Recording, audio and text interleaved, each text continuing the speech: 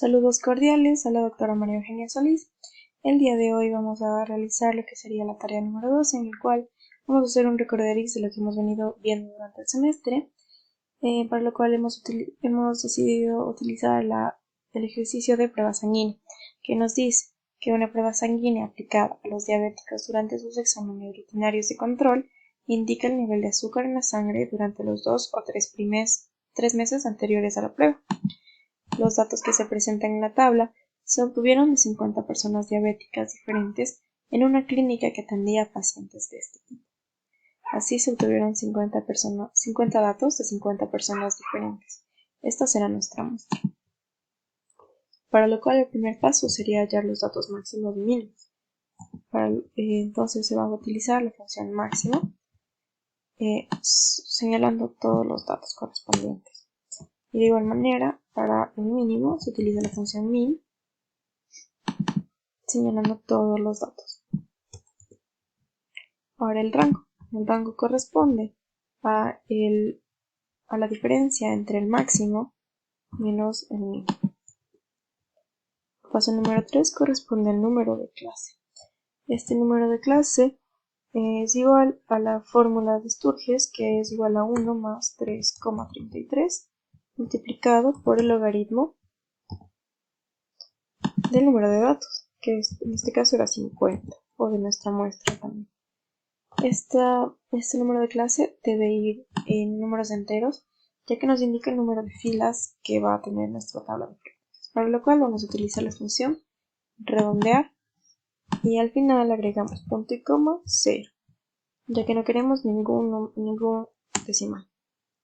Entonces ahora sí, vamos a hallar el intervalo, que en este caso es igual a la división de 5,2, que sería nuestro rango, para 7, que es el número de clase.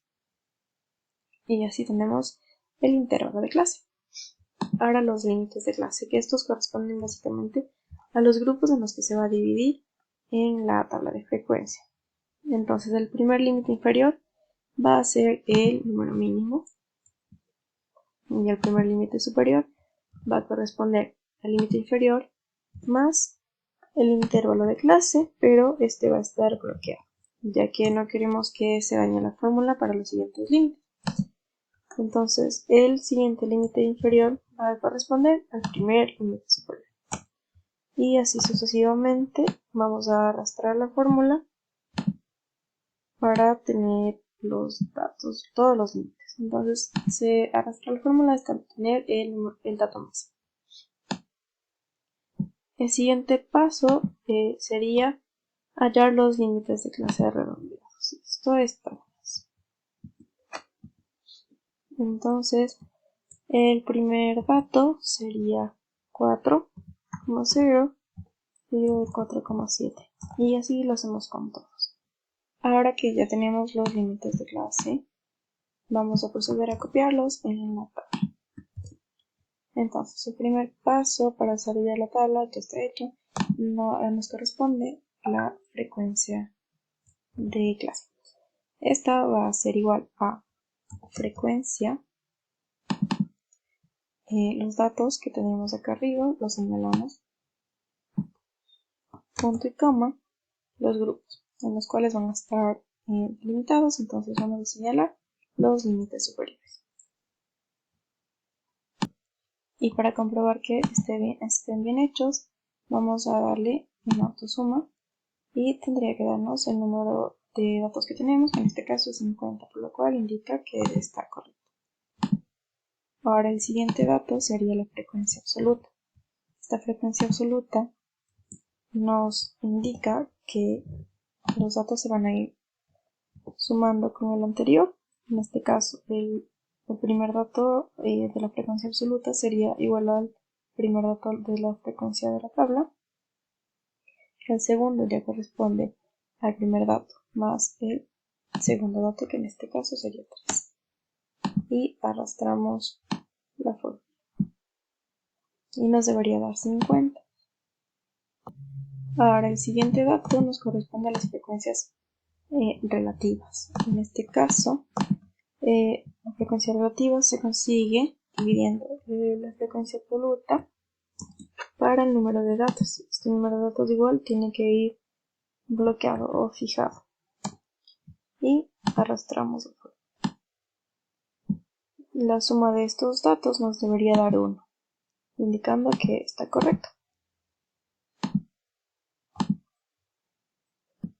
Y el último paso sería hallar la frecuencia relativa en formato de porcentaje, para lo cual vamos a señalar todas nuestras celdas y vamos a dar clic derecho, vamos a dar en formato de celdas y vamos a seleccionar porcentaje. En este caso las posiciones decimales tienen que estar en 0.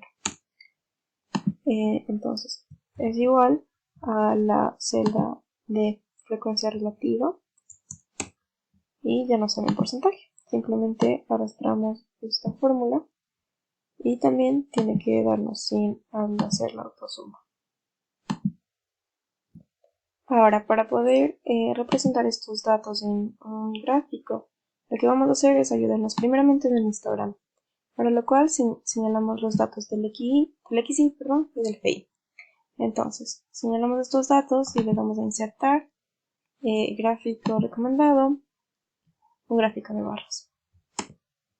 Este gráfico de barras nos ayudará para hacer el histograma. Entonces, damos clic derecho en una de las columnas y damos dar formato a serie de datos.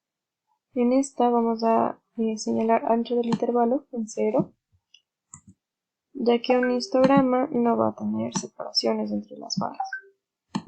Y el título del gráfico correspondería entonces a histograma.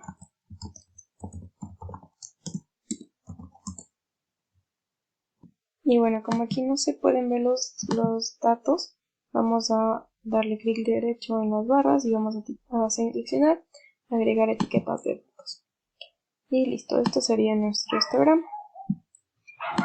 El siguiente paso, el siguiente gráfico que vamos a hacer es un polígono de frecuencias, para lo cual señalamos los mismos datos que para un histograma, que serían el XY y el FY. En este caso vamos a utilizar una línea. Este sería nuestro polígono de frecuencias.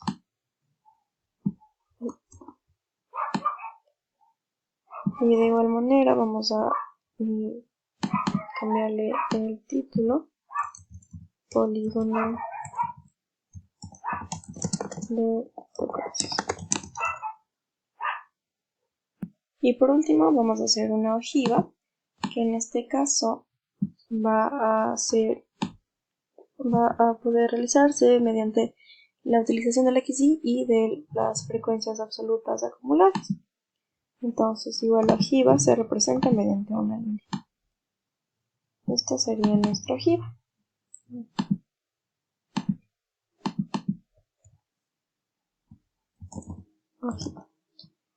Y eso sería todo. Muchas gracias por su atención.